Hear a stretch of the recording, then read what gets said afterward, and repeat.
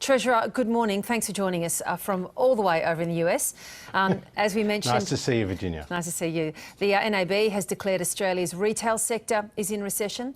Some economists believe that we're in an effective recession and others that we'll formally enter a recession next year. And of course, as we've discussed, you and I, the economy slowed to levels last seen since the GFC. Yet you've told your US audiences in the last 24 hours that a surplus is more important at this stage than stimulus. Why?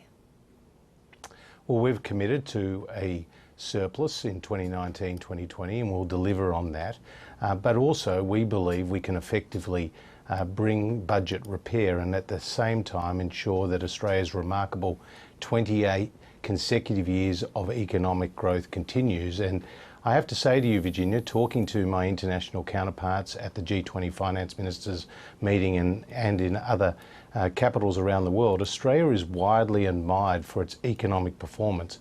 At 1.8% GDP growth, we're still growing faster than the other advanced economies except the United States. We have the AAA credit rating from the three leading credit rating agencies. Employment growth has been strong, and just a couple of days ago, our recent jobs data showed that the workforce participation rate was at record high. And when you look at our net debt levels, they're about a quarter of the average across the G20. So we've got to continue with our productivity, pro-growth agenda. That's what I've been talking to counterparts here in Washington about. But at the same time, Australians should understand that the fundamentals of our economy are sound. That doesn't necessarily answer my question, though, about why at this stage, when you're looking down the barrel of that shrinking growth, why you wouldn't pivot, why you wouldn't make some change towards spending rather than focusing solely on the surplus. Are there no circumstances, is there no floor level, if you like, at which you would then consider pivoting? Well, we believe, as I just said, that we can reduce government debt, which all governments should do at every opportunity, because that means lower interest payments on the debt, and that also means greater flexibility to respond to downturns and economic shocks when they occur.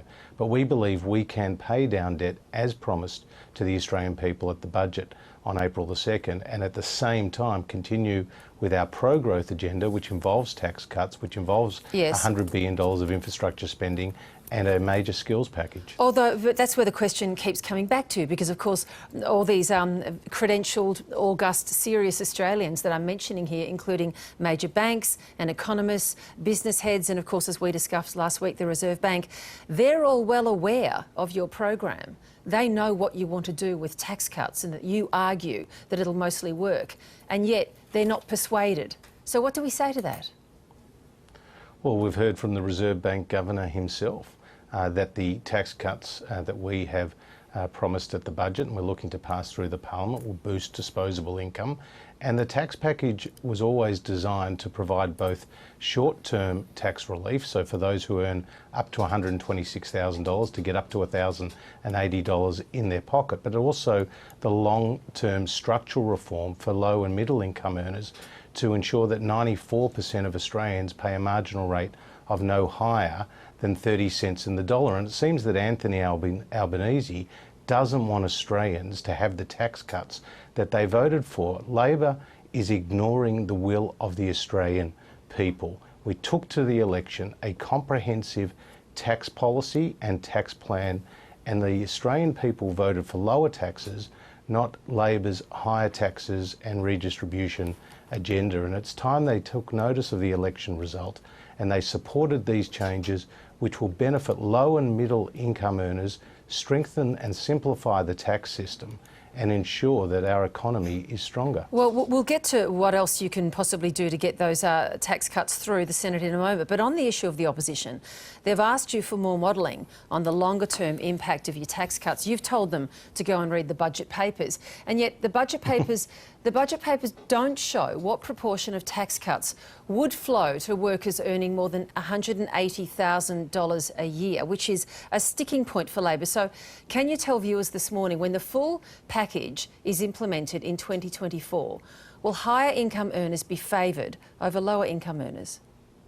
These tax cuts are all about the low and the middle income earners. We're not changing the tax rates or the threshold for the highest income earners. What we're I'm going to jump in there with my. I'm going to actually- jump in there with my apologies. That's not what my question goes to. You're talking always about a full suite of cuts. When the full suite's introduced, who wins out? Those high income earners or the lower ones? Because that's the sticking point for Labor if you want them to come to the party. And the lower and middle income earners are the winners. And is Labor saying that they don't want to reduce the tax rates for people who earn between $45,000 and $200,000? Now, the numbers are clearly set out in the budget. This is $158 billion worth of tax relief. That's the cost to the budget.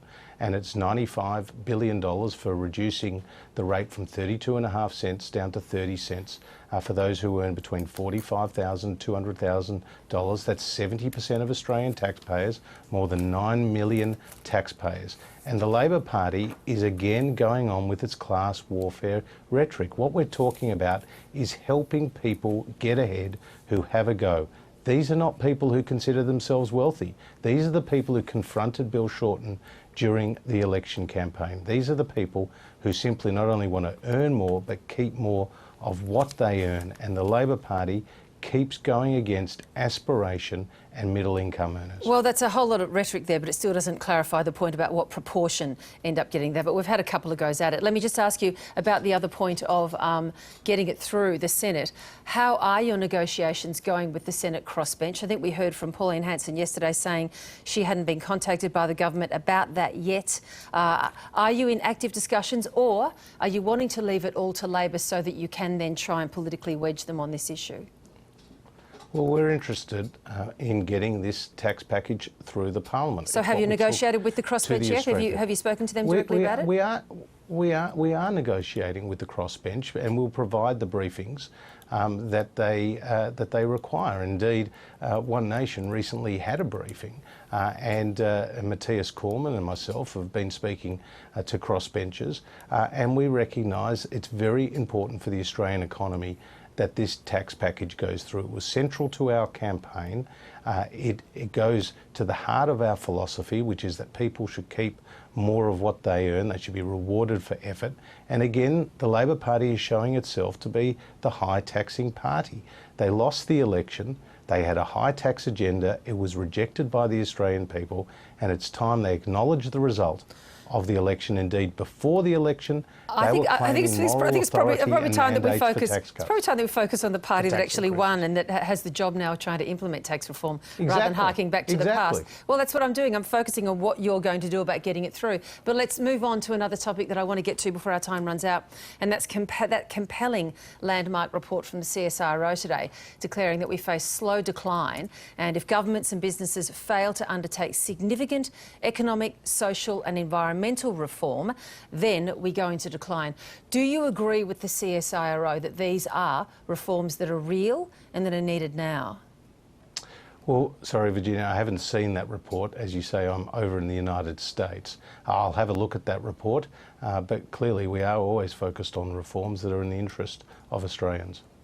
The report says that we could unlock wages growth of 35% if we take on the issue of improving education outcomes, lift our performance in maths and science, and improve business collaboration, among other key points. Does that strike you as crucial that those changes that Australia make now? Well, as you know, we're spending record amounts on education, on particularly school education, but also early childhood education. And one of the things that I've been talking about here is collaborating with business and government to deliver better skills and better apprenticeships and more opportunities for our younger people in work. So they're all noble objectives. They're things that the government is focused on. And of course, as I said at the start, we're in our 28th consecutive year of economic growth. Australia is widely admired for our economic performance. We're not resting at all. There's a lot to do. Our plan for the economy was set out in the budget. Okay. And now we will endeavour to implement faithfully all those election commitments. Minister Frydenberg, thanks for joining us today. Thank you. Always good to be with you.